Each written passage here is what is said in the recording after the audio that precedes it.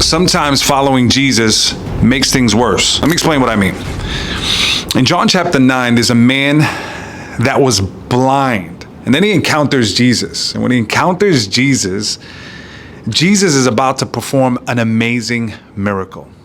But right before he does it, he takes spit and he puts it on the ground. He actually spits on the ground and he takes the dirt from the ground and makes mud with spit. Now, I don't care how holy that spit is spit. And as he's making the mud, he then takes the mud, and the Bible says that he puts it on this man's face. Think about that for a moment. Prior to meeting Jesus, he was just a blind man. Now he's a blind man with spit on his face. Now he's a blind man with mud on his face. To make matters worse, the Bible says that Jesus doesn't heal him right then and there. I mean, you would think that after having a little bit of spit and a little bit of mud in your face, that at least you're about to experience a miracle, but no. The Bible says that Jesus says, go to the pool down the block, the pool of Siloam, and I want you to wash yourself. Now, could you imagine this man? He now has to take a little bit of a journey to get his miracle, a little bit of a journey to finally experience sight. Now, there's no guarantee from this man. He's just kind of obeying what Jesus is telling him. But I think sometimes that's how we feel.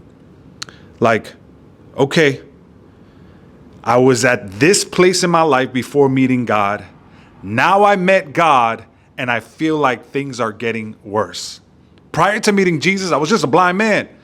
Now I'm a blind man with spit and dirt on my face, and there's probably people making fun at me as they see me walking towards this pool. Have you ever been there? Have you felt like after meeting Jesus, or even after obeying Jesus, that things got worse? And here's what I want to tell somebody today as you're watching this video, that maybe you feel like you're like this blind man that couldn't see before, but now you're a blind man with spit on your face and everything looks messy. Can I just encourage you today and tell you that maybe you're in the middle of your process?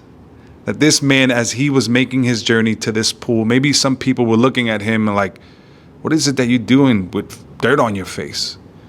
And no one knew that they were in the middle of their miracle. This man was in the middle of his miracle. And so maybe you're walking around with dirt on your face. Maybe you're walking around and you're carrying the weight of some of the baggage and some of the mess of your past. And I just want to encourage you and let you know that you are in the middle of your miracle. Don't give up. Don't turn around. If Jesus asked you to do it, if Jesus has sent you on that journey, please understand that you're just in the middle of your process. And once you get to the pool, once you get to the pool of Siloam, you're going to experience your miracle and everything's going to be worth it. Don't give up now. You're just in the middle of your process. Hey, if this video encouraged you in any way, why don't you consider supporting this ministry? Our goal is to share the message of God's love everywhere. And the way you can support, all the information is found in the description below, but you can support by giving a super thanks, by purchasing some merchandise, and becoming a monthly partner. And by the way, I'm also a pastor in Staten Island, New York. So if you are in the New York or the tri-state area, join us at 77 Alaska Street at 4 p.m. All that information is in the description below as well. I will see you at the next one.